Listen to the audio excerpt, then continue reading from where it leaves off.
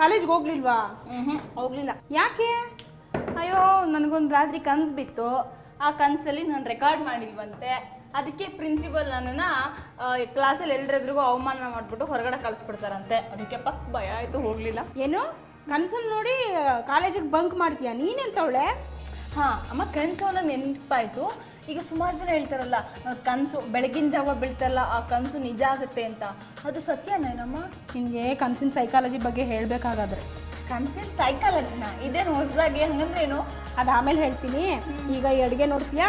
ಹೇಳು, ಅದೇನು ready ಮಾಡಿಟ್ಟಿದ್ಯಾ already? ಏನು ಮಾಡ್ತಿದ್ಯಾ?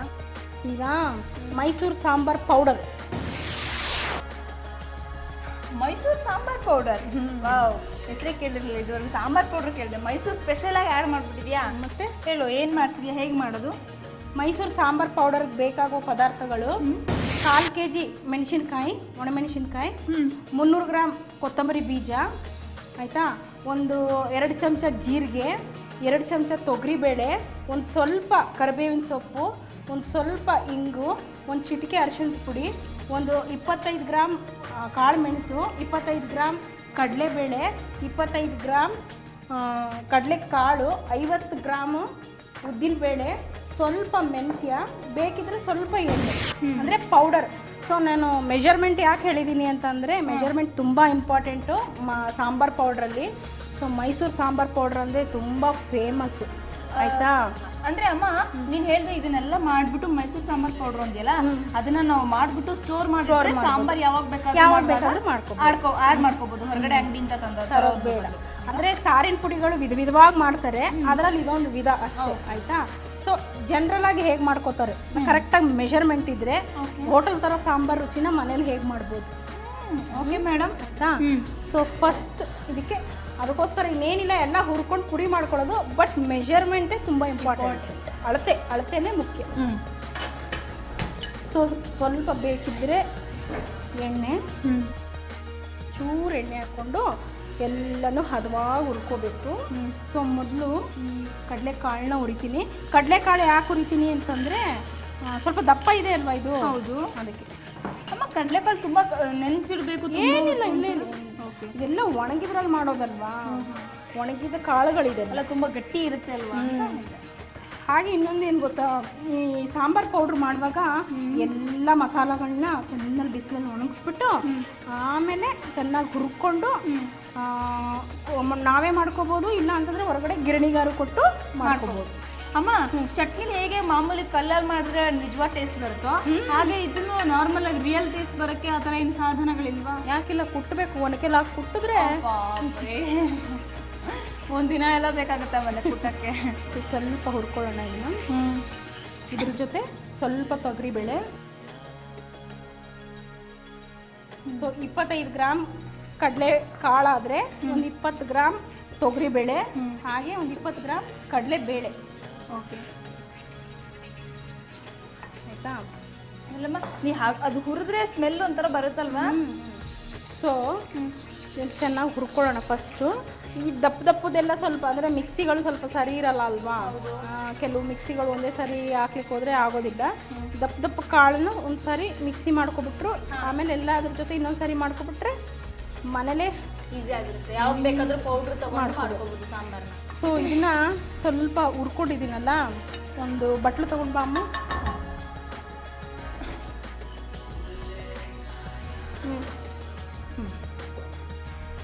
ಇದು ಎಲ್ಲ ಸೇರಿಸಿ ಉರಿಬೋದು ಅಥವಾ ಸ್ವಲ್ಪವಾಗಿ ಹುರ್ಕೋಬೋದು. ಹಾಗೆಯೇ ಸ್ವಲ್ಪ ತಣ್ಣಗಾದ್ಮೇಲೆ ಪುಡಿ ಹಾಕೋಬೇಕಾಗತ್ತೆ ಅಷ್ಟೇ. ಓಕೆ, ಬಿಸಿ ಇದ್ದಾಗ ಪುಡಿ ಮಾಡಬಾರ್ದಮ್ಮ? ಹೌದು. ಓಕೆ, ಈಗ ಈ ಕೊತ್ತಂಬರಿ ಬೀಜ, ಆಯಿತಾ? ಸ್ವಲ್ಪ ಒಂದು 20 ಗ್ರಾಮ್ ಜೀರಿಗೆ, ಮೆಂತ್ಯ ಮಾತ್ರ ಸ್ವಲ್ಪ ಒಂದು 5 ಗ್ರಾಮ್. ಜಾಸ್ತಿ ಆದರೆ ಕಹಿ ಆಗಿಬಿಡುತ್ತೆ. ಮೆಂತ್ಯ ಯಾಕೆ ಹಾಕ್ತಾರಮ್ಮ? ಅದರಿಂದ ಏನಾಗುತ್ತೆ? ಅದ್ರ ಫ್ಲೇವರೇ ಬೇರೆ ಇರುತ್ತಲ್ವಾ? ಹಾಗೆ ನನ್ನಮ್ಮ ಎಷ್ಟು ಬೇವತ್ಬಿಟ್ಟಿದ್ದಾರೆ. ನೀನು ಯಾವಾಗಲೂ ಈ ಥರ ಗ್ಯಾಸ್ ಮುಂದೆ ಅಡುಗೆ ಮಾಡ್ತಿರ್ತೀಯಲ್ಲ, ಅದಕ್ಕೆ ನನಗೆ ಜಾಸ್ತಿ. ಓಹೋ, ಹೌದಾ? ಎಷ್ಟೊಂದು ಕಾಳಜಿ ಮಗಳಿಗೆ. ಮತ್ತೆ ಮಗಳು ನೋಡ್ಕೊಳ್ದು ಯಾರು ನೋಡ್ತಾರೆ ಹೇಳು? ಆಯಿತಾ. ಹಾಗೆಯೇ ಉದ್ದಿನಬೇಳೆ, ಉದ್ದಿನಬೇಳೆ ಸ್ವಲ್ಪ ಜಾಸ್ತಿ ಇರುತ್ತೆ. ಸ್ಮೆಲ್ ನೋಡ್ತಾ ಇದೆಯಾ ಅಂದರೆ ಬರ್ತಾ ಇದೆ. ಮೆಣಸು. ಸೊ ಇದಕ್ಕೆ ಸ್ವಲ್ಪ ಹಿಂಗು ಚೆನ್ನಾಗೇ ಬಿಡಬೇಕು. ಸ್ವಲ್ಪ ಅರಿಶಿಣದ ಪುಡಿ, ಹಾಗೆ ಕರಿಬೇವಿನ ಸೊಪ್ಪು. ಸೊ ಇದೆಲ್ಲ ಎಷ್ಟೊತ್ತು ಹುರ್ಕೋಬೇಕು?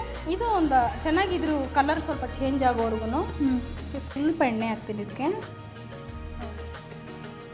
ಸೊ ಆಲ್ಮೋಸ್ಟ್ ಎಲ್ಲ ಹುರಿದಾಗಿದೆ. ಮೆಣಸಿನ್ಕಾಯಿ ಮಾತ್ರ ಹುರ್ಕೋಬೇಕೀಗ. ಮತ್ತೆ ಅದು ಸಪ್ರೇಟಾಗಿ ಹುರ್ಕೋಬೇಕು.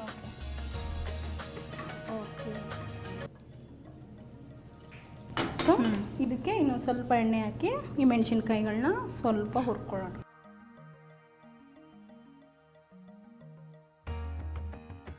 ಸೊ ಇದಾಗಿದೆ ಅಮ್ಮ. ಏನು ಮಾಡ್ಬೇಕಂತಂದ್ರೆ ಜಾಸ್ತಿ ಕಪ್ಪು ಬಣ್ಣ ಬರೋವರೆಗೆ ಉರಿಯೋದೇನು ಬೇಡ, ಇದರಲ್ಲಿರೋ ಬಿಸಿಗೆ ಸಾಕು. ಸೊ ಇದೆರಡು ಅಟ್ಲೀಸ್ಟ್ ಒಂದು 10 to 15 ಮಿನಿಟ್ಸ್ ತಣ್ಣಗಾಗಬೇಕು. ತಣ್ಣಗಾದ್ಮೇಲೆ ಎಲ್ಲ ಸೇರಿ ಪುಡಿ ಮಾಡ್ಕೊಳ್ಳೋದು. ಓಕೆ.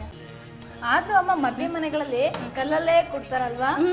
ಮೊನ್ನೆ ಅತ್ತೆ ಮದುವೆಗೆ ಹೋಗಿದ್ವಲ್ಲ, ಅವಾಗ ಅದ್ರ ರುಚಿ ಬೇರೆನೇ ಇರುತ್ತಲ್ವಾ.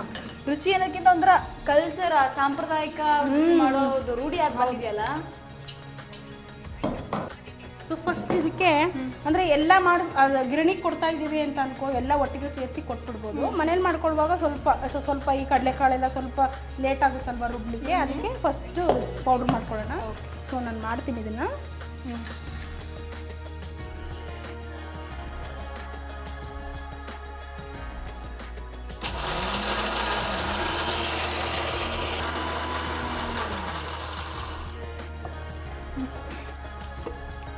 ಅಮ್ಮ ಸಾಂಬಾರ್ ಕಂಪ್ಲೀಟ್ ಪೌಡರ್ ಆಗಬೇಕು. ಅಂದರೆ ಈಗ ಜಸ್ಟ್ ಕ್ರಷ್ ಮಾಡಿದ್ದೀನಿ ನಾನು. ಇಲ್ಲೇ ನೋಡಿದ್ಯಾ, ಇಲ್ಲೇ ಕುಕ್ಕಿ ಇರೋ ಥರ ಇದೆ. ಸೊ ಇದಕ್ಕೆ ನೋಡಿದ್ಯಾ ಮೆಣಸಿನ್ಕಾಯಿ ಎಲ್ಲ ಹೇಗೆ ಗರ್ಗರಿಯಾಗಿದೆ. ಮೆಣಸಿನ್ಕಾಯಿಗಳು ಹಾಕೊಳ್ಳುವಾಗ ಸ್ವಲ್ಪ ಮುರ್ಕೊಬಿಟ್ರೆ ಸರಿ. ಸೊ ಈಗ ಇದನ್ನು ಚೆನ್ನಾಗಿ ಪುಡಿ ಮಾಡಿ ಮಾಡಲಾ? ಕೊಡು. ಮಧ್ಯದಲ್ಲಿ ಬೇಕಾದರೆ ಸ್ಪೂನಲ್ಲಿ ಸ್ವಲ್ಪ ಒಂದೊಂದು ಸಾರಿ ಮಿಕ್ಸ್ ಮಾಡ್ಕೊ ತಗೋ ಅಮ್ಮ. ಇಡು ಬಂದೆ.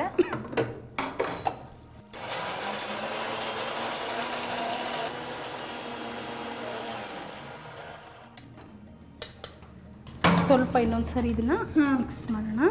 ಓಕೆ. ಅಂದರೆ ಈ ಮೆಣಸಿನ್ಕಾಯಿ ಎಲ್ಲ ಸ್ವಲ್ಪ ಉದ್ದುದ್ದ ಇರುತ್ತಲ್ವ, ಇದನ್ನು ಮುರಿದು ಹಾಕಿದ್ರೆ ಚೆನ್ನಾಗಿ ಬೇಗ ಆಗುತ್ತೆ. ಓಕೆ. But time ಹಿಡಿಯುತ್ತಲ್ಲಮ್ಮ.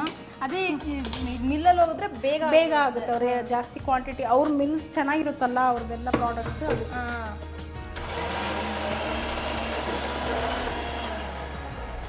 ಅಮ್ಮ ಆಲ್ಮೋಸ್ಟ್ ಆಗಿದೆ. ತಗೊಂಡು ಅಲ್ವಾ, ಸ್ಮೆಲ್ಲು ಎಲ್ಲ ಮಸಾಲ ಕೂಡ ಅಷ್ಟೇ ಚೆನ್ನಾಗಿದೆ. ಅಷ್ಟೇ ಅದಕ್ಕೆ ಮೂಗೊಳಗೆಲ್ಲ ಹೋಗ್ಬಿಟ್ಟು ತುಂಬ ಬಿಸಿ ಇರುತ್ತಲ್ಲ. ಈಗ ಸ್ಟೋರ್ ಮಾಡಬೇಕಾದ್ರೆ ಈ ಥರ ಬಿಸಿನೇ ಡಬ್ಬಕ್ಕೆ ಹಾಕ್ಬಿಟ್ಟು ಮುಚ್ಚಿಬಿಡಬಾರ್ದು. ಅದು ಸ್ವಲ್ಪ ತಣ್ಣಗೆ ಬಿಟ್ಬಿಟ್ಟು ಆಮೇಲೆ ತಣ್ಣಗಾದ್ಮೇಲೆ ಒಂದು ಡಬ್ಬಕ್ಕೆ ಹಾಕು ಅಥವಾ ಒಂದು ಗಾಜಿನ ಬಟ್ಲಿಗೆ ಹಾಕಿ ಇಡಬೇಕಾಗುತ್ತೆ. ಓಕೆ. ಈ ಥರ ಮಾಡ್ಕೊಂಡು ಸಾಂಬಾರು ಒಂದು ವರ್ಷದವರೆಗೂ ಕೆಡೋದಿಲ್ಲ. ಹಾಗೆಯೇ ಸಾಂಬಾರು ಟೇಸ್ಟ್ ಚೆನ್ನಾಗಿರುತ್ತೆ. ಸೊ ಟೈಮ್ ಕೂಡ ಸೇವ್ ಆಗುತ್ತೆ. ಬಂದಾಗ ಸಡನ್ನಾಗಿ ಮಾಡಬೇಕು. ಮೈಸೂರು ಸಾಂಬಾರ್ ಪೌಡರ್ ಮಾಡುವ ವಿಧಾನ. ಮೊದಲಿಗೆ ಒಂದು ಪ್ಯಾನ್ನಲ್ಲಿ ಸ್ವಲ್ಪ ಎಣ್ಣೆಯನ್ನು ಬಿಸಿ ಮಾಡಿ ಅದಕ್ಕೆ ಕಡಲೆಕಾಳು, ಕಡಲೆಬೇಳೆ, ಉದ್ದಿನಬೇಳೆ ಹಾಕಿ ಚೆನ್ನಾಗಿ ಹುರಿದುಕೊಳ್ಳಬೇಕು. ಅದೇ ಪ್ಯಾನ್ನಲ್ಲಿ ಕೊತ್ತಂಬರಿ ಬೀಜ, ಉದ್ದಿನಬೇಳೆ, ಜೀರಿಗೆ, ಮೆಂತ್ಯ, ಮೆಣಸಿನಕಾಳು, ಇಂಗು, ಅರಿಶಿಣದ ಪುಡಿ, ಕರಿಬೇವಿನ ಸೊಪ್ಪು, ಮೆಣಸಿನಕಾಯಿಯನ್ನು ಹಾಕಿ ಚೆನ್ನಾಗಿ ಹದವಾಗಿ ಹುರಿದು ತಣ್ಣಗಾದ ಮೇಲೆ ಮಿಕ್ಸಿಯಲ್ಲಿ ಹಾಕಿ ಪುಡಿ ಮಾಡಿಟ್ಟುಕೊಳ್ಳುವುದು. ಆಶೀರ್ವಾದ್ ಅಮ್ಮ ಮನೆಯಲ್ಲಿ ಘಮ ಘಮ ಅಡಿಗೆ.